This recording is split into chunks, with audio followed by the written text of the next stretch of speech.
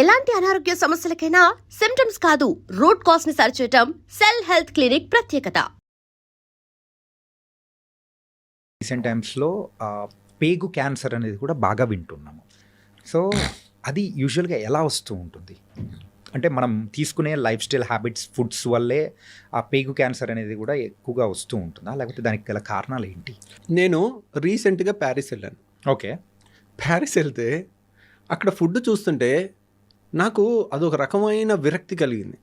ఉదయం లేవగానే అక్కడికి వెళ్తే హోటల్లో బుఫే పెడతారు. ఓకే. ఏముందంటే బ్రెడ్, జామ్, లేదంటే ఆ సాసేజెస్లు, beef, pork, that is there. ఇంకేం లేదు వాళ్ళకి తినడానికి. They don't have anything. ఇప్పుడు మన ఇండియాలో 5 స్టార్ హోటల్కి వెళ్ళండి, ఇడ్లీ ఉంటుంది, దోశ ఉంటుంది, వడ ఉంటుంది, ఉప్మా ఉంటుంది, ఒక 100 రకాలు ఉంటాయి. Yeah. So they are all our traditional. We have so much variety to eat. వాళ్ళకి అంత వెరైటీ కనపడట్లేదు ఎక్కడ. ఓకే. తింటే మొత్తం స్టీక్, డైరెక్ట్ రెడ్ మీట్ ఎక్కువ తింటారు. అండ్ ఇది ఇంత మీట్ తిని మనం 4 లెట్టూస్ ఆకులు తింటే హెల్దీ థింగ్ వచ్చేది కదా, రాదు. So we have a wonderful options. మన traditional options are very good, very time tested.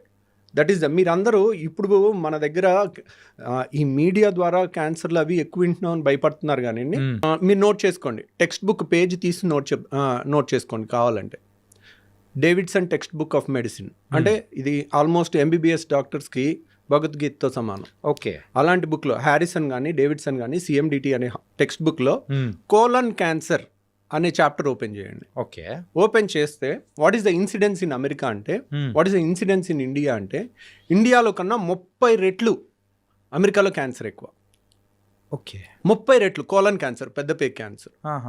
You know 50 ఏళ్ళు దాటిన ప్రతి ఒక్కళ్ళు 5 ఏళ్ళకి ఒకసారి కానీ కొలనోస్కోపీ చేయాలి. ఓకే. కొలనోస్కోపీ అంటే ఆల్మోస్ట్ ఇంత పెద్ద పైప్ని మోషన్ ద్వారా నుంచి కంప్లీట్గా వెళ్ళి పెద్ద పేగు అంతా స్టడీ చేస్తారు ఎక్కడన్నా క్యాన్సర్ వస్తుందా అని. Okay. Okay. That is a rule. మీరు అది చేయలేదనుకోండి, యువర్ ఇన్సూరెన్స్ ప్రకారం నువ్వు అది చేయించుకోలేదు, రేపు నీకు క్యాన్సర్ వస్తే నీకు ఇన్సూరెన్స్ కూడా కవర్ అవ్వదు. ఓకే. ఇండియాలో ఆ రూల్ లేదు. ఎందుకని? మీరు ఏ టెక్స్ట్ బుక్ అన్నా చదవండి. కోలన్ క్యాన్సర్ అంటే 5 ఏళ్ళకి 10 ఏళ్ళకి ఒకసారి కొలనోస్కోపీ చేసి స్క్రీనింగ్ చేయాలి. ఇండియాలో అది లేదు. ఎందుకు? 30 times more common in western population. యూరోప్లో, యుఎస్లో దట్ ఈస్ మోర్ కామన్. మన ఇండియాలో ఎందుకు లేదు? మన food habits, we have so much to eat. అన్ని ట్రెడిషనల్, వెజిటేరియను, మంచిగా అన్నము, పప్పు, లేదంటే ఒక కూర, ఒక వెజిటబుల్ కూర, తర్వాత పెరుగు. ఆ ట్రెడిషన్కి మనం అలవాటు పడున్నాం ఎప్పటి నుంచో. ఆ tradition is protecting hour small right, మన ఇంటెస్టైన్స్ని కాపాడి చాలా వరకు క్యాన్సర్ రాకుండా అయి ఉంటుందని నేను అనుకుంటున్నాను. ఎందుకంటే మేమేంటి అనుకుంటున్నాం అన్ని చదివినా మేము కన్క్లూషన్స్ ఇవ్వము. మోస్ట్ లైక్లీ ఇది కారణం అయి ఉంటుంది అని చెప్పగలుగుతాం. ఓకే. చాలామంది ఏంటంటే నాలెడ్జ్ లేని వాళ్ళు ఇది ఇదే అని కన్క్లూజన్ చేయాలంటే దాని పెద్ద చాలా రీసెర్చ్ ఉండాలి. అంటే సింపుల్ చెప్పాలంటే యూఆర్ నాట్ పాసింగ్ అనే judgement but most likely this might be the reason. అక్కడికి వెళ్తే అసలు ఏం తినాలో అర్థం కాల. ఆ బ్రెడ్ జామ్ ఎంత చండాలంగా ఏమని తింటాం రోజు, అదేనా? లేదంటే కాన్ఫ్లెక్స్, ఇంకేం తింటాం చెప్పండి మీరు? మనం ఇన్ని రకాల మంచిగా చక్కగా ఒక ఇడ్లీ, ఒక దోశ, ఒక పూరి ఇలాంటి వాటికి అలవాటు పడిన వాళ్ళం అక్కడ వాళ్ళు ఇంక రోజు ఎలా తింటున్నారు నాకు ఆశ్చర్యం వేస్తుంది. సో రోజు అదే తిని వాళ్ళకన్నీ పైల్ సమస్య ఎక్కువ, ఫిషర్ సమస్య ఎక్కువ, కాన్స్టిపేషన్ సమస్య ఎక్కువ, కోలన్ క్యాన్సర్ ఎక్కువ. మన దగ్గర ఇవన్నీ లేవు. మనం ఏం చేస్తున్నాం? మన ఫుడ్ చాలదా అన్నట్టు ఆ పిజ్జా బర్గర్లు వెనకాల పడుతున్నాం. ఏముంది దాంట్లో టేస్ట్? మన ట్రెడిషనల్ ఫుడ్లో లేనంత టేస్ట్ దాంట్లో ఉందా? సో మన దాంట్లో టేస్ట్ ఉంది, దాంట్లో డౌటే లేదు. అది కొంచెం ఒక వేలం వెర్రిలాగా ఉంటుంది. ఎందుకు అన్నారనుకోండి, people ten to get attracted to negative things, destructive things more than good things. Right. And మీరు అంటారు చూడారా పోక్రి సినిమాలో ఏదో గాంధీ మీద సినిమా తీస్తే అసలు ఆడదు, అదే కడప కింగ్ 250 సెంటర్స్ 100 days అంటారు కదా. సో అంతే. ఇప్పుడు చూడండి, ఇప్పుడు మీరు మంచి సినిమా చూడండి, చూడరు. ఇప్పుడు పుష్ప 2లో ఒక స్విమ్మింగ్ పూల్లో ఉచ్చబోసే సీను ఒక హీరో చేస్తే దాన్ని మన కిడ్స్ ఏ విధంగా తీసుకుంటారండి? సో అంటే దానికి అన్ని కలెక్షన్స్ ఎలా వస్తున్నాయి? బ్యాడ్ ప్రోడక్ట్ని యూ కెన్ సెల్ ఇట్, అది నీ గొప్పతనం అయి ఉండొచ్చు. దానంతట అది ఒకప్పట్లాగా మీరు పాత సినిమాల్లో ఇప్పుడు జగదేక్ అతిలోక సుందరి సినిమా చూడండి, యా మీరు 100 సార్లు చూసినా చూడాలనిపిస్తుంది. ఆ శ్రీదేవి యాక్షన్ కానీ చిరంజీవి స్టెప్పులు కానీ. Yeah so there is impeccable, that is real టాలెంట్తో వచ్చింది, ఇది మార్కెటింగ్తో వచ్చింది. ద డిఫరెన్స్ అనేది కూడా ఉంటుంది. ఓకే సార్, యూజువల్గా గ్యాస్ట్రిక్ ఇష్యూస్ ఉన్న వాళ్ళకు హార్ట్ అటాక్స్ అనేది కూడా వచ్చేస్తూ ఉంటాయంటారు. మరి ఇందాక మీరు చెప్పిన హార్ట్ బర్న్ అనే ఎక్కువ సిచ్యువేషన్స్ ఉంటారు, లేకపోతే హార్ట్ అటాక్స్ నిజంగా వచ్చే అవకాశాలు ఉంటాయంటారా? గ్యాస్ట్రిక్ రిలేటెడ్గా గ్యాస్ సమస్య ఉన్న వాళ్ళకి హార్ట్ అటాక్ వస్తుందని ఎక్కడ ఏ పుస్తకాల్లో లేదండి. కాకపోతే ఏంటంటే గ్యాస్ సమస్యలు ఉన్న వాళ్ళకి చెప్పాను కదండి, చాలా మందికి ఈ అప్పర్ వాల్వ్ అనేది లూజ్గా ఉంటుంది, వాళ్ళకి హార్ట్ బర్న్ కామన్గా ఉంటుంది, వాళ్ళకి చాలా వరకు హార్ట్ ప్రాబ్లం ఏమో అన్న భయం ఉంటుంది. కానీ యూజువల్గా వాళ్ళకి హార్ట్ అటాక్స్ పెరిగే అవకాశం లేదు. హార్ట్ అటాక్స్ పెరగవచ్చు, దేనివల్ల పెరగచ్చు, రోజు బిర్యానీ తింటున్నారు అనుకోండి, దాంట్లో ఆయిల్ ఎక్కువ ఉంటుంది, కొలెస్ట్రాల్స్ ఎక్కువ ఉంటాయి, మనం తినే ఫుడ్ డైలీ అన్హెల్దీ ఫుడ్ తింటున్నాం అనుకోండి, డైలీ మన ట్రెడిషనల్ ఫుడ్ ఏంటి, చక్కగా కూర పప్పు పెరుగు ఈ టైప్ తినకుండా, సాంబారు రసం ఇట్లాంటివి తినకుండా రోజు మనం బిర్యానీలు తింటుంటే that is not our food, that is not healthy food also. వారానికి ఒక రోజు ఈజ్ ఓకే. సో అలా తింటుంటే దానివల్ల హార్ట్ అటాక్ వస్తుంది. ఓకే, దాంట్లో గ్యాస్ వల్ల రాదు, మనం తినే కంటెంట్స్ ఆర్ నాట్ గుడ్, దానివల్ల రావచ్చు. ఓకే, దానివల్ల ఏముంది, మగవాళ్ళకైతే చిరుబొజ్జు వస్తుంది, అందరికి ఇప్పుడు లేడీస్కి అయితే ఫ్యాట్ అంతా సీట్ దగ్గర పేరుకుంటుంది, మగవాళ్ళకి పొట్ట కొండలాగా పెరుగుతుంది. ఓకే, సో ఎప్పుడైతే పొట్ట దగ్గర ఫ్యాట్ పెరుగుతుందో వాళ్ళకి హార్ట్ అటాక్స్ ఎక్కువ వచ్చే అవకాశం. ఓకే, ప్రపంచం అంతటా మగవాళ్ళు ఆడవాళ్ళ కన్నా 2 ఏళ్ళు తక్కువ బతుకుతారు. మీరు జపాన్లో యావరేజ్ లైఫ్ స్పాన్ తీసుకున్నారనుకోండి, లేడీస్లో 83 ఏళ్ళు, మగవాళ్ళు 81 ఏళ్ళు. ఎందుకు అమెరికాలో కానీ జపాన్లో కానీ మీరు ఇండియాలో కానీ ఎక్కడైనా తీసుకోండి, మగవాళ్ళ కన్నా ఆడవాళ్ళు 2 ఏళ్ళు ఎక్కువ బతుకుతారు. దానికి రీజన్ ఎందుకంటే మగవాళ్ళకి ఫ్యాట్ కొండలాగా పొట్ట దగ్గర పొట్ట దగ్గర ఫ్యాట్ ఏర్పడిన వాళ్ళకి హార్ట్ అటాక్స్ ముందు వస్తాయి. ఓకే, అందుకోసమే లేడీస్ అందుకని లేడీస్ తొందరగా.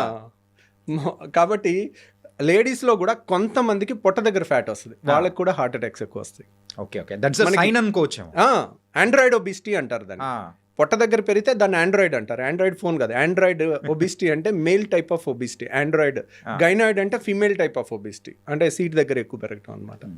అండ్ సార్, మీ యొక్క కంప్లీట్ ఒక సర్వీస్లో ఎప్పుడైనా కానీ డిఫికల్ట్ అనిపించిన కేసు ఏదైనా ఉందా? అంటే ఇప్పుడు నేను చెప్పాను కదండి, ఐఎమ్ ఏ సర్జన్. నేను సర్జరీ చేసిన తర్వాత పేషెంట్ చావు బతుకుల్లో ఉంటే దట్ డే, ఆ డే అంతా నాకు నిద్ర సరిగా పట్టదు. So I can't avoid it.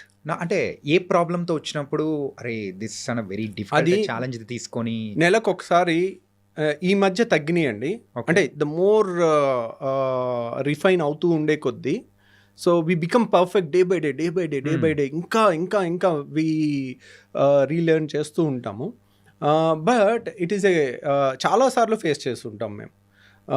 కాకపోతే చాలాసార్లు ఒక యంగ్ పేషెంట్, నేను ఇప్పటికీ నా అదృష్టవశాత్తు, నేను యాక్చువల్గా మా నాన్న నాస్తికుడు, మా నాన్న ఎప్పుడు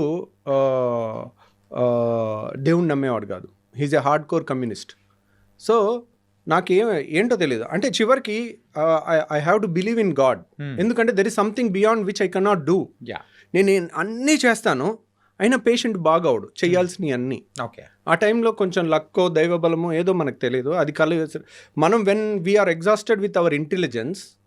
ఏదో ఒక గొప్ప వ్యక్తి చెప్పాడు, ఏమనంటే religion starts when the science ends. అంటే సైన్స్కి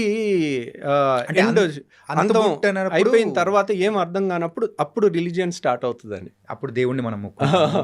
సో ఆ దాంట్లో ఒక్కోసారి నేను ఒక యంగ్స్టర్ 19 ఏళ్ల కుర్రోడికి నేను ఒకసారి బేరియాట్రిక్ ఆపరేషన్ చేశాను. ఓకే, పాపం తనకి చాలా మేజర్ కాంప్లికేషన్ వచ్చి బాడీ అంతా, అంటే 1000 మందిలో ఒకళ్ళకి వచ్చే కాంప్లికేషన్ అది వచ్చేది. ఓకే, ఇది 10 ఏళ్ల కింద జరిగింది. మంగళగిరి కుర్రోడు అబ్బాయి శ్రీనివాస్ అని.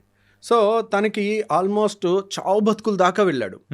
1 నెల రోజు హాస్పిటల్లో ఉన్నాడు. 2 సర్జరీస్ మళ్ళీ చేస్తూ ఉంటే ఒక మూమెంట్లో అరే ఇంత చేసాం అయినా కానీ ఇంప్రూవ్ అవ్వట్లేదు. పాపం వీడు బతికితే బాగుండు, 19 ఏళ్ల కుర్రోడు చచ్చిపోబోతున్నాడు, చివరిగా ఇగ స్వర్గం అంచుల దాకా వెళ్ళిపోతున్నాడు, ఇంకా బతకడేమో అని అనుకుని, సరే వీడు బతికితే నేను మంగళగిరి లక్ష్మీ నరసింహ గుడిలో 108 రౌండ్లు వేస్తాను అని మొక్కున్నా. ఏమైందో తెలీదు, వాడు బతికిపోయాడు. ఓకే. సో అన్నిసార్లు అలా జరగలే. నేను ఇప్పటి వరకు నా అదృష్టవశాత్తు నా కోసం, నా ఫ్యామిలీ కోసం ఏ రోజు కూడా నేను దేవుడి చుట్టూ రౌండ్లు వేయాల్సి రాలా. సో కానీ నేను ఇప్పటికీ ఒక 8 సార్లు పేషెంట్ల కోసం చేశాను. ఓకే. సో ఎందుకంటే వెన్ సైన్స్ ఎండ్స్, బుక్లో ఉన్న ప్రకారం అన్ని పర్ఫెక్ట్గా చేసినా కానీ కొంత లక్ అనేది మనకు రావాలి. ఆ పేషెంట్కి ఉండాలి, మనకి ఉండాలి. సో అలా ఇంకో పేషెంట్ ఇంత పెద్ద గర్భసంచిలో గడ్డ, పెళ్లిగాని అమ్మాయి, ఇంత పెద్ద గర్భసంచి గడ్డ, ఓకే, ఇక్కడ వరకు ఉంది. పెళ్లిగాని అమ్మాయికి ఇంతవరకు. ఒకసారి బయట ఆపరేషన్ చేసి పొట్ట కోసి ఓపెన్ చేశారు, చేసి దాన్ని తీయలేకపోయారు, మళ్ళీ క్లోజ్ చేశారు. ఓకే. చేసి మళ్ళీ రెండోసారి మా దగ్గరికి వచ్చి వస్తుంటే ఒకసారి ఒక డాక్టర్ ఓపెన్ చేసి క్లోజ్ చేశారంటే ఇట్స్ వెరీ డిఫికల్ట్ కేస్ అని. నేను పెళ్లిగాని అమ్మాయి, నేను సరే దాంట్లో ఫైబ్రాయిడ్ గడ్డలు ఇంత ఉన్నాయి, అవి ఒక్కటి తీసేస్తానమ్మా అని చెప్పాను. కానీ గర్భసంచి కూడా తీసేయాల్సి రావచ్చు, కానీ పెళ్లిగాని అమ్మాయి గర్భసంచి తీసేస్తే ఇంకేముంది, పిల్లలు పుట్టరు. సో నేను సరే ట్రై చేస్తాను కానీ గ్యారంటీ ఇవ్వలేనని చెప్పాను. సరే ఓకే చెప్పారు, ఓపెన్ చేశాము. ఇట్ వాజ్ ఒక సర్జన్ ఓపెన్ చేసి క్లోజ్ చేశాడంటే మనం అర్థం చేసుకోవచ్చు, లోపలికి వెళ్తే ఎంతెంత పంపుల్లాగా ఉన్నాయి అన్ని రక్తనాళాలు. ఎక్కడ ముట్టుకుంటే అక్కడ బ్లీడింగ్, ఎక్కడ ముట్టుకుంటే అక్కడ బ్లీడింగ్, పంపులు కొట్టినట్టు కొడతా ఉంది. ఒక టైంలో 25 ఏళ్ళ అమ్మాయి, 26 ఏళ్ళ అమ్మాయి మన కళ్ళ ముందు బ్లీడ్ అయి చచ్చిపోతూ ఉండి హెల్ప్లెస్గా ఉంటే అసలు ఎక్కడ ముట్టుకుంటే అక్కడ బ్లీడింగ్ అయిపోతూ ఉంది. నా అర్థం కాని పరిస్థితి. సో ఆ టైంలోనే పేషెంట్ బీపీ ఎక్కువ ఉంది, ఇంకెలాగా చచ్చిపోద్ది అని అనిపించింది. అంతా ప్రెషర్ పెట్టేసి మాప్స్ పెట్టి ప్రెషర్ పెట్టి ఆపుతా ఉన్నాం. ఆపి కొంతసేపు ప్రశాంతంగా ఉండి ఈ అమ్మాయి బతికితే చాలరా అని అప్పుడు కూడా అనుకున్నాను. ఎందుకంటే 25 ఏళ్ల పేషెంట్ టేబుల్ మీద చచ్చిపోతే దాన్ని తీసుకునే అంత గట్స్ ఎంత గొప్ప సర్జన్కైనా ఉండదు. రైట్. సో వాళ్ళు అన్నీ ఒప్పుకున్నప్పటికీ కూడా, వాళ్ళు ఒప్పుకుంటారు ఏమ్మా ఇది కష్టమైన ఆపరేషన్ అని మనం చెప్తాం, అయినా కానీ దాన్ని డైజెస్ట్ చేసుకోలేం. రైట్. వాళ్ళు ఏంటి ఆ 90%లోనే ఉంటామేమో అన్న ఆశతో వస్తారు, నమ్మకంతో వస్తారు. ఈ 10%లో ఉండంలే అనే అనుకుంటారు. మనం 10% రిస్క్ అని చెప్పినా కానీ. సో ఆ పేషెంట్ లక్కీగా కొంచెంసేపు ప్రశాంతంగా ఉండి బీపీ కొంచెం ఎక్కువ ఉన్న దాన్ని డౌన్ చేస్తే, డౌన్ చేసిన తర్వాత రక్తస్రావం కూడా కొంచెం తగ్గుద్ది. ఓకే. అప్పుడు ఎలాగో ఒకలాగా ఆ గడ్డ అంతా తీలేమేమో, అలా వదిలేసి రావాలేమో, ఆ బ్లీడింగ్ ఆగదేమో, ఎన్నో క్వశ్చన్స్ ఉన్నాయి. తర్వాత మళ్ళీ అందరం కలిసి దాన్ని తీసేసి సక్సెస్ఫుల్గా గర్భసంచి మొత్తం తీసేయాల్సి వచ్చింది, కానీ పేషెంట్ సేవ్ అయింది. ఓకే. సో అట్లా అంటే మీరు యూజువల్గా ఆ సైజ్ చెప్తూ ఉంటేనే ఇంత సైజ్, అది కూడా కడుపులో, దాని వీడియో కూడా ఉందండి నా దగ్గర. మై గాడ్, ఆ వీడియో కూడా ఉంది, మనం కావాలంటే అది చూపించవచ్చు. వద్దు సార్ ప్లీజ్. అంటే యాజ్ ఎ సర్జన్గా అండ్ మీకైతే ఆ గట్స్ ఉన్నాయేమో, కానీ యాజ్ ఎ నార్మల్ పర్సన్స్ లాగా we can't take it also. కొన్ని ఈవెన్ నార్మల్ పీపుల్ కూడా ఆ సర్జరీస్ చూడాలన్నా కానీ బ్లడ్ చూస్తేనే పడిపోతుంటారు సార్. ఇంకా సర్జరీస్లో మీరు చూపించారంటే లిటరల్లీ అంతే, నేను కూడా అయిపోతున్నామో సార్. అంటే అన్నిసార్లు అలా ఉండదండి. సర్జరీ లైక్ మంచి సర్జన్ ఆపరేట్ చేస్తుంటే ఇట్స్ లైక్ మంచి మ్యూజిక్ వింటున్నట్టు ఉంటుంది. అలా నేను గాల్ బ్లాడర్ ఆపరేషన్ 5 నిమిషాల్లో చేసిన వీడియో ఒకటి లైవ్ పెట్టాను మన ఛానల్లో, దాంట్లో చూడండి. ఆపరేషన్ అంటే ఇలా ఉంటుంది, ఏదో వీడియో గేమ్ ఆడుకున్నట్టుందే, చుక్క బ్లడ్ లేదు, అసలు ఇంత అద్భుతమైన ప్రపంచం ఇంత మంచి కెమెరాలో మన బాడీలో ఉందా, ఇంత రక్తనాళాలు ఇంత సన్నవి కూడా కనపడతాయా అనే ఎక్సైటింగ్గా ఉండే ఒక కోణం చూస్తారు. అది చాలాసార్లు అలాగే ఉంటుంది. కానీ సర్జరీ ఈజ్ అన్ఎక్స్పెక్టెడ్. ఎప్పుడు ఏమి ఎలా జరుగుతుంది అనేది, ఎలా వచ్చి పడుతుంది అనే దానికి మనం ప్రిపేర్ అయ్యి ఉండాలి. సో అది మీరు కావాలంటే ఆ వీడియో చూడండి. నేను అపెండిక్స్ ఆపరేషన్ పెట్టాను, గర్భసంచి ఆపరేషన్ పెట్టాను, గాల్ బ్లాడర్ ఆపరేషన్ పెట్టాను. ఇవన్నీ కూడా 5 నుంచి 10-15 నిమిషాల్లో అయిపోయి చుక్క బ్లడ్ లేకుండా నీట్గా ఉన్నది. బ్యాక్గ్రౌండ్ వాయిస్తో చెప్పాను, అది చూడొచ్చు. బ్లీడింగ్ అయ్యేవి అవి మీరు చూడలేరు. అదే మెయిన్గా అది లేకపోతే చాలు సార్. అమ్మా సార్, అండ్ ఈ పాడ్కాస్ట్ ద్వారా సార్ విజువల్గా అయితే ప్రజలకు మనము అంటే వాళ్ళు ఎడ్యుకేట్ అయ్యేటట్టు యూజువల్గా గట్ హెల్త్ గురించి కానీ సో మీలాంటి పర్సన్స్ చెప్తే ఇంకా బాగుంటుందని చెప్పేసి కేమ్ హియర్. అంటే మీరు రావడంతో వీఆర్ వెరీ హ్యాపీ. అండ్ కొన్ని మెయిన్గా గట్ హెల్త్ బాగుండడానికి ఎలాంటి జాగ్రత్తలు తీసుకుంటే ఉంటుందో అనేది కూడా చెప్పారు. సో ఫైనల్ క్వశ్చన్ ఇస్, యూజువల్గా ఫుడ్ అనేది కూడా ఉంటుంది సార్. మార్నింగ్ అయితే హెవీగా, అంటే మార్నింగ్ రాజులా తీసుకోమంటారు, మధ్యాహ్నం అయితే మనిషిలా తీసుకుంటారు, రాత్రి అయితే అడుక్కునే వాళ్ళ తీసుకోమని ఇట్లా చెప్తూ ఉంటారు. సో ఇది ఎంతవరకు ఫాలో అవ్వచ్చు అంటారు? అంటే దట్స్ వన్ వే ట్రూ అండి. ఎందుకంటే ఉదయం లేసామనుకోండి, ఉదయం లేచిన కాడ నుంచి మనం ఒక 12 గంటలో 10 గంటలో వర్క్ చేస్తాం, రైట్. సో మన కండరాలకి అన్నిటికీ కూడా ఎనర్జీ కావాలి. కాబట్టి మార్నింగ్ తిన్నా కానీ మనం చేసే పనితో అది అరిగిపోతుంది. సో మనం మధ్యాహ్నం కూడా తీసుకోవచ్చు. నైట్ ఏంటంటే తిన్న వెంటనే మనం పెద్ద పని చేసేది, నైట్ అంతా పడుకునేది ఉంటుంది. సో పడుకునే టైంలో మనకు అంత ఎనర్జీ ఏం అవసరం ఉండదు. సో మనం ఉదయం తిన్నామంటే అది డే అంతా ఖర్చు అయిపోయే అవకాశం ఎక్కువ ఉంటుంది. రాత్రి తిన్నది, ఇప్పుడు ఉదయం ఒక బిర్యానీ తినటం వేరు, రాత్రి బిర్యానీ తినటం వేరు. ఉదయం బిర్యానీ తింటే సాయంత్రం వరకు మనం చేసే పనిలో దాంట్లోంచి వచ్చిన క్యాలరీస్ అప్పటికప్పుడు ఖర్చు అయిపోవచ్చు. అదే రాత్రికి వెళ్ళి పడుకుంటాం, తిన్న తర్వాత ఆ తిన్న అన్ని బ్లడ్లోకి అన్ని ట్రైగ్లిజరైడ్స్, ఫ్యాటీ యాసిడ్స్ అన్నీ వెళ్తాయి. అవన్నీ ఎక్కడ వెళ్ళాలి? ఎక్కడికో వెళ్ళి డిపాజిట్ అవ్వాలి. అవన్నీ రెసిస్టెంట్ ఏరియాలోకి వెళ్తుంటాయి, నడుము దగ్గర, ఎక్కడ కరగటానికి వీల్లేని చోటకంతా ఒక ఫ్యాట్ లాగా తయారైపోతూ ఉంటుంది. అందరికి ఎంత ఫిట్గా ఉన్న వాళ్ళకైనా చిన్న నడుము దగ్గర కానీ రెసిస్టెంట్ ఫ్యాట్ కొద్దిగా ఉంటుంది వాళ్ళు చేసే. ఎందుకంటే గుడ్ ఫుడ్ని రెసిస్ట్ చేయటం it's not easy thing for ఎంత మెచ్యూర్డ్ పర్సన్ కన్నా. So and gall bladder stones అనేది కూడా రీసెంట్ టైమ్స్లో బాగా వింటున్నాను సార్. అంటే ఇప్పుడు కిడ్నీలో స్టోన్స్ వచ్చాయంటే అది త్రూ మన యూరిన్ ద్వారా కూడా వచ్చేసి బయటికి కొట్టేస్తుంది. అది రాలేని సందర్భాల్లో ఏమంటారు, మనకు త్రూ ట్రీట్మెంట్ ద్వారా తీస్తారు. ఈ గాల్ బ్లాడర్ స్టోన్స్ అనేది వెళ్ళిపోతే ఆ గాల్ బ్లాడర్లో పడిపోతాయి అని కూడా విన్నాను. సో దాన్ని తీయాలంటే ఆపరేషన్ తప్ప వేరే ఆప్షన్ అనేది లేదా కరిగించడానికి కానీ ఏదైనా? అంటే గాల్ బ్లాడర్లో స్టోన్స్ అనేది కిడ్నీలో స్టోన్స్ వేరు, గాల్ బ్లాడర్లో స్టోన్స్ వేరు. రెండింటికి వ్యత్యాసం చెప్తాను. కిడ్నీలో స్టోన్స్ అనేది లెస్ దాన్ 1 సెంటీమీటర్ ఉంటే 99% లెస్ దాన్ 1 సెంటీమీటర్ ఉంటాయి. అవన్నీ కూడా వాటర్ ఎక్కువ తాగుతుంటే దానంతట అవే పడిపోయే అవకాశం ఉంటుంది. గాల్ బ్లాడర్లో స్టోను బయటికి పడేవి చాలా తక్కువ అన్నమాట, అవి అలాగే ఉంటాయి. కాకపోతే గాల్ బ్లాడర్లో స్టోను అంత డేంజరస్ ఏం కాదు. అంటే నొప్పి లేదు. చాలా మందికి ఒక స్టోను 1 సెంటీమీటర్ స్టోన్ తయారవ్వాలనుకోండి, అది కనీసం 5 ఏళ్ళ నుంచి 10 ఏళ్ళు పట్టుద్ది. ఎందుకంటే ఒక ఇసుక రేణువులాగా తయారవుతుంది. దాని మీద ఒక పొర ఏర్పడుద్ది, దాని మీద ఇంకో పొర ఏర్పడుద్ది, దాని మీద ఇంకో పొర ఏర్పడుద్ది. సో అలా పొరలుగా 1 సెంటీమీటర్ స్టోన్ తయారవ్వాలంటే it takes 5 to 10 years. Okay.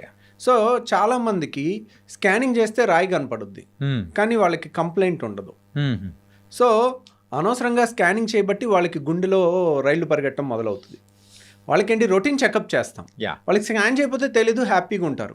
చేసిన కాడ నుంచి అదో గిలి, అమ్మో నాకు రాయింది, ఇప్పుడు ఇదేమవుద్దో అన్న టెన్షన్తో ఉంటారు. సో వాళ్ళు ఒక డాక్టర్ దగ్గరికి వెళ్తే ఆపరేషన్ చెప్పారు, నేను ఎక్కడో హోమియో వాడుతున్నాను, హాయిగా 4 ఏళ్ళ నుంచి ఉన్నాను అంటారు. అంటే 4 ఏళ్ళ నుంచి కూడా, ఇప్పుడు మనం స్కాన్ చేయకముందే 4-5 ఏళ్ళ నుంచి ఉంది అది. అది మెల్లమెల్లగా పెరుగుతుంది, ఇంకో 5 ఏళ్ళు కూడా అలా పెరగవచ్చు కంప్లైంట్ లేకుండా. సో కాకపోతే దే మే గివ్, ఓకే నేను ఇది ఆయుర్వేదిక్ వాడాను, హోమియో వాడాను, దానివల్ల నాకు 5 ఏళ్ళు తగ్గిపోయింది అనుకుంటా. తగ్గిపోలా, అది మీకు ప్లసిబో ఎఫెక్ట్ ఇస్తుంది. సో దానివల్ల తగ్గలేదు. ప్రాబ్లం ఏంటంటే చాలామంది రాయి ఉండి 10 ఏళ్ళు నొప్పి లేని వాళ్ళని చూసుంటారు. ఓకే. రాయి ఉండి రాయి ఇరుక్కుని జాండిస్ వచ్చిన వాళ్ళని మీరు చూడరు. ఆ స్టేజ్లో రాయి ఇరుక్కుని కొలాంజైటిస్ అని ఒళ్ళంతా భయంకరమైన వణుకుతో కొలాంజైటిస్ అని ఫీవర్ వస్తుంది, హైగ్రేడ్ ఫీవర్, జాండిస్ వస్తుంది. ఓకే. ఆ టైము 24 గంటల నుంచి 48 గంటల్లో మనం ఆ స్టోన్ని అడ్డు తీసి స్టెంట్ అయిపోతే ప్రాణహాని ఉంటుంది. అది లేట్ అయి చచ్చిపోయిన వాళ్ళని కూడా మేము చూస్తాం. ఓకే. సో ఇమీడియట్ రియాక్ట్ అవ్వాలి 24 hours to 48 hours. సో అది జాండిస్ వచ్చినప్పుడు. అందరికీ జాండిస్ వస్తుందని నేను చెప్పట్లా. ఈ రోజు రాయి బయటపడింది, ఈ రోజే జాండిస్ వచ్చేది. 5 ఏళ్లలో రావచ్చు, 3 ఏళ్లలో రావచ్చు, 6 నెలల్లో రావచ్చు, వీ కెనాట్ సే. సో నేను అనేది ఏంటంటే, మీకు రాయి ఉంది, be bold, be strong, no pain, no surgery. Text book line చెప్తున్నాను. గాల్ బ్లాడర్లో స్టోన్ ఉంది, నో పెయిన్ నో సర్జరీ. దాంట్లో రూల్ ఏం లేదు, రూల్ నెవర్ చేంజెస్. ధైర్యంగా మీరు ఉండండి, అదేం అవ్వదు. కానీ నేను చెప్పేది ఏంటంటే రియల్గా నొప్పి వచ్చినప్పుడు కూడా నొప్పి టాబ్లెట్ వేసుకుని దాన్ని ఆపి మళ్ళీ నాకు నొప్పి లేదని అనొద్దు. ఒక్కసారి నొప్పి వచ్చినా that is a dangerous stone. Okay, ఈ రోజు ఇరుక్కుని నొప్పి వస్తుంది. గాల్ బ్లాడర్ ఫండస్ అంటారు, వెడల్పుగా ఉంటుంది. నెక్ అంటారు, నెక్ సన్నగా ఉంటుంది. అది బయటకు వచ్చే ద్వారంలో ఇరుక్కుంది అనుకోండి, అప్పుడు మనకి నొప్పి వస్తుంది. అది ఇరుక్కుని మళ్ళీ వెనక్కి వచ్చేస్తే నొప్పి ఉండదు. రైట్. మళ్ళీ ఒక నెలకి ఇరుకోవచ్చు, 6 నెలలకి ఇరుకోవచ్చు. ఇరుక్కున్నప్పుడు మాత్రం భయంకరమైన పెయిన్ పరుగులు తీపిస్తుంది. అందుకేనా మీరు స్టంట్ అనేది కూడా వేయాలి అనేది? అంటే అది జాండీస్ ఉన్నప్పుడు, దాంట్లో జాండీస్ ఉన్నప్పుడు, జాండీస్ లేకుండా కూడా నొప్పి రావచ్చు. ఓకే. సో దాంట్లో ఏంటంటే నేను అనేది ఏంటంటే గాల్ బ్లాడర్ స్టోన్ వల్ల ప్రాణం పోయిన వాళ్ళని మేము చూసాం, మీరెవరు చూడలేదు. Okay okay. సో ఇప్పుడు పోక్రీ సినిమాలు అంటారు చూడండి, రెస్పాన్సిబిలిటీ తీసుకునే ఏకైక డిపార్ట్మెంట్ పోలీస్ డిపార్ట్మెంట్ అంటారు కదా. సో అందరూ నువ్వు వాళ్ళని పట్టుకోలేదు వీళ్ళని పట్టుకోలేదు అని అంటం తేలిక. ఓకే, ఎవడో ఎక్కడో 4 గదుల మధ్యలో ఒకరిని మర్డర్ చేసి వెళ్ళిపోతే పోలీస్ డిపార్ట్మెంట్ ఇది చేయలేదు అది చేయలేదు అని ప్రతి ఒక్కళ్ళు మాట్లాడటం తేలిక. దాన్ని వెళ్ళి వాళ్ళు లేరు అక్కడ, వాళ్ళు లేనప్పుడు జరిగింది. క్రిమినల్స్ అన్ని పోలీసులు ఉన్నప్పుడు చూసి చేయరు కదా, వాళ్ళు వెళ్ళి చేయాల్సిన వాళ్ళ రెస్పాన్సిబిలిటీ తీసుకొని ఫైనల్గా వాళ్ళే చేసేది. రైట్. సో ఇక్కడ కూడా సమస్య వచ్చినప్పుడు, ప్రాణం మీదకి వచ్చినప్పుడు అప్పుడు వెళ్ళండి వేరే చోటకి, అప్పుడు ఉండండి ధైర్యంగా, వేరే ఆల్టర్నేట్ మెడిసిన్ వాడి. ప్రాణం మీదకి వచ్చినప్పుడు ఎక్కడికి వస్తారు? సైన్స్ దగ్గరికి వస్తారు. ఆపరేషన్ చేసి తీయాల్సి వచ్చినప్పుడు ఎక్కడికి వస్తారు? సైన్స్ దగ్గరికి వస్తారు. కానీ ఒక ఆపరేషన్ పొరపాటున ఎవరన్నా చెప్తే మేబీ 2 types ఆఫ్ డాక్టర్స్ ఉండొచ్చు. అనవసరంగా చాలామంది సర్జరీ చేయాలమ్మా అని చెప్తారు. ఎందుకు రీజన్ చెప్పరు. ఎందుకు రీజన్ చెప్తే పేషెంట్ ఓహో ఇది కదండి చేస్తాం. చాలామంది కొంతమంది డాక్టర్లు ఏంటంటే ఈరోజు రాయి ఉంది, ఈరోజు చెప్పేయాలి, వీళ్ళు చెప్పకపోతే ఇంకో చోటుకి వెళ్ళి ఇంకో దగ్గర చేయించేసుకుంటారేమో, మళ్ళీ మన దగ్గరికి రారేమో అన్న ఇన్సెక్యూరిటీ ఉంటుంది. అది ఉండకూడదు. దానివల్ల లేని భయాన్ని ఇచ్చి చెప్పేసేసరికి వాళ్ళు ఇంకా నెగిటివ్ అయిపోతారు. రైట్. అనవసరంగా చేసేస్తున్నారు. ఆ డాక్టర్ చెప్పాడు, నేను భయంతో వచ్చేసాను డాక్టర్ గారు, 4 ఏళ్ళు అయింది నాకు నొప్పి లేదంటారు. So no pain no surgery. మనం టెక్స్ట్ బుక్లో ఉన్న రూల్ చెప్పాలి. At the same time jaundice ఉంటే లైఫ్ రిస్క్ ఉంటుంది, వెంటనే రావాలి. నొప్పి ఉంటే లైఫ్ రిస్క్ ఉంటుంది, వెంటనే రావాలి. సో ఆ క్లాస్ కూడా తెలుసుకున్నారనుకోండి, ఓహో నొప్పి ఉంటే నేను రావాలి. అండ్ ఇంకో బ్యూటిఫుల్ థింగ్ ఏంటంటే గాల్ బ్లాడర్లో చాలా మందికి తెలియంది ఫ్యాటీ డిస్పెప్సియా అంటారు. వాడు మా ఫ్రెండ్ ఉండేవాడు, నా రూమ్మేట్. 6 ఏళ్ళు MBBS ఒకే రూము అలా ఉండేవాళ్ళం. వాడు మొన్న మా ఫ్రెండ్స్ US నుంచి వస్తే అందరం కలిసి వాళ్ళు బిర్యానీ తిన్నారు హైదరాబాద్లో. ఓకే. తింటుంటే వీడు ఏంటోరా బిర్యానీ తినలేకపోయాడు, ఈరోజు బిర్యానీ తినాలంటే ఇబ్బంది పడుతున్నాడు అని మిగిలిన ఫ్రెండ్స్ నాకు చెప్పారు. సో అప్పుడు అలగలే మాకు. తర్వాత 3 నెలల తర్వాత ఎప్పుడు ఆయిల్ ఫుడ్ తిన్న ప్రతిసారి కడుపులో ఇబ్బంది అవుతుంది వాళ్ళకి. దాన్ని ఫ్యాటీ డిస్పెప్సియా అంటారు. ఫ్యాటీ ఫుడ్ తీసుకుంటే వాళ్ళకి గాల్ బ్లాడర్ మూసుకుంటే ఆ స్టోన్ వచ్చి నెక్లో ఇరుక్కుని నొప్పి వస్తుంది. ఆయిలీ ఫుడ్ తినలేరు వాళ్ళు. గాల్ బ్లాడర్లో స్టోన్స్ ఉన్న వాళ్ళకి బెస్ట్ టెస్ట్ ఏంటి, ఆపరేషన్ చెయ్యాలా వద్దా స్కానింగ్ కాదు, బెస్ట్ టెస్ట్ వారానికి 1 రోజు మంచిగా దట్టంగా నూనె ఉన్న ఫుడ్ 2 ముద్దలు తినండి చాలు. వాళ్ళకి కడుపులో ఏదో ఇబ్బంది అనిపిస్తుంది. ఇప్పుడు అందరూ లొట్టలు వేసుకుని తింటారుగా, బిర్యానీలో ఇంత గ్రేవీ వేసుకుని, లేదంటే పైన చేపల పులుసు పైన ఆయిల్ తేలుతా 2 గంటలు వేసుకుని లొట్టలు వేసుకుని తినాలి కదా అందరూ. వాళ్ళు తినలేరు. వాళ్ళు నేను గాల్ బ్లాడర్ స్టోన్ వాళ్ళకి ఈ ఒక్క టెస్ట్ చేసుకోండి, మీరు కనుక ఇది పాస్ అయితే మీకు ఆపరేషన్ అవసరం లేదు. ఓకే. మీరు ఇది ఫెయిల్ అయితే వెంటనే రావాలి. అప్పుడు కూడా అమ్మో నా గాల్ బ్లాడర్ నేను పారిపోతా అనొద్దు. మనం బోల్డ్గా ఉండాలి.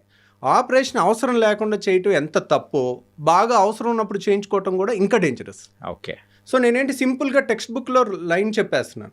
ఫ్యాటీ డిస్పెప్సియా ఉంటే ఈరోజు టైం బాంబ్ లాంటిది, ఈరోజు మీకు నొప్పి ఉండకపోవచ్చు, వచ్చి తగ్గిపో ఉండొచ్చు.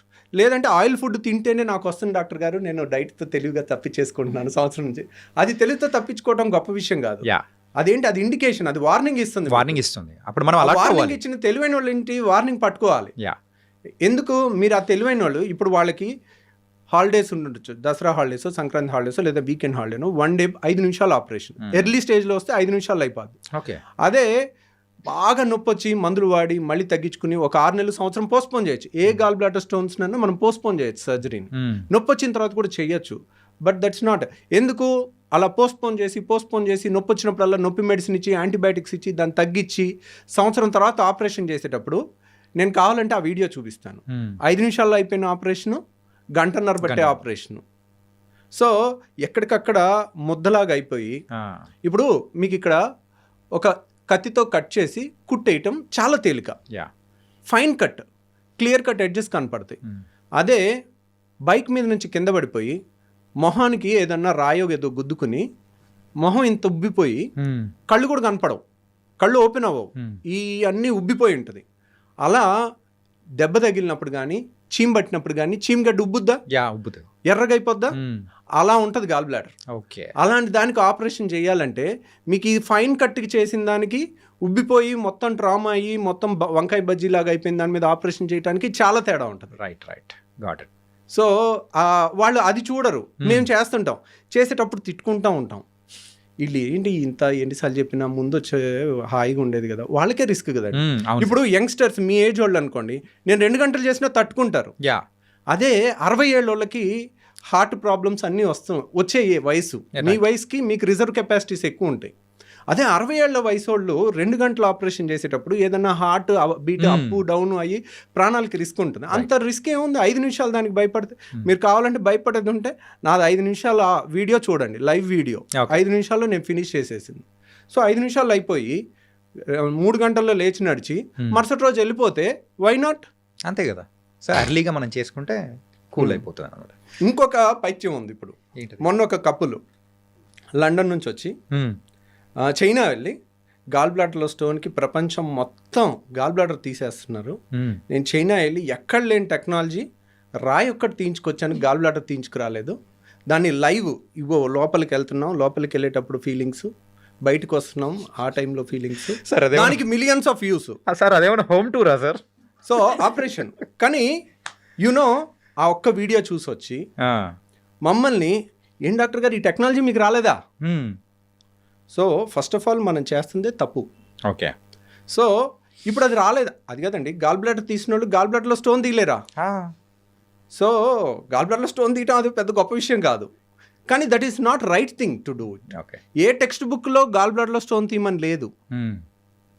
సో కాబట్టి నేను అలాంటివి సరే తీసాము అని అనుకోండి, రేపొద్దున్న ఈరోజు ఒక స్టోన్ తీసాం, గాల్ బ్లాడర్లో స్టోన్ వచ్చిందంటే ఏంటి, దానికి స్టోన్ వచ్చే తత్వం ఉన్నట్టు. ఇప్పుడు ఒక ఆపరేషన్ చేసి తీస్తాం, 5 ఏళ్ళు ఆగి మళ్ళీ స్టోన్ వస్తుంది, మళ్ళీ ఆపరేషన్ చేయించుకున్న అదే రిస్క్గా. యాక్చువల్గా ఆపరేషన్లో రిస్క్ గాల్ బ్లాడర్లో లేదు, గాల్ బ్లాడర్ తీసే దాంట్లో లేదు, అది 5 నిమిషాల ఆపరేషన్. రిస్క్ ఎక్కడుంది?